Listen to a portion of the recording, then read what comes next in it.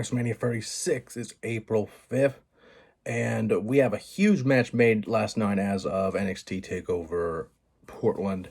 Something that we thought was going to happen for months, but now is official, so we can actually talk about it.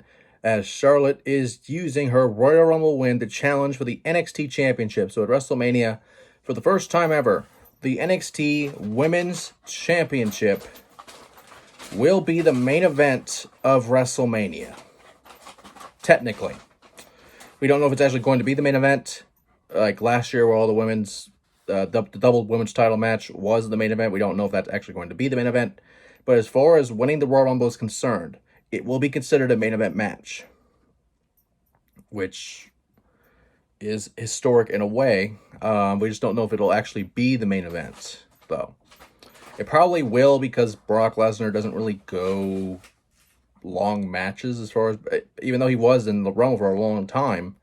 But nonetheless, the only roadblock I see in this is a potential opponent for Rhea at NXT TakeOver Tampa Bay, or are we calling it Tampa or Tampa Bay? Who knows? Nonetheless, something could happen there, and that could change the match dramatically. However, there's two ways we can go with this. First of all, obviously it's Charlotte, so Charlotte becomes the new champion. And if that were to happen, would she, I don't know if you could say she's relegated to NXT, or if she's just everywhere as the NXT champion. We don't know. But this could be the moment that Rhea Ripley becomes a major star by beating someone like Charlotte. And even though the odds don't look good for that, I am going to pick Rhea Ripley to retain the title. Charlotte doesn't necessarily need a title. She doesn't. She's a 10-time champion. I mean, she doesn't need it, quite frankly. However, you could go that way and say, oh, she's an 11-time champion or a 12-time champion or whatever, and magically get to that Flair 16. We don't know for sure.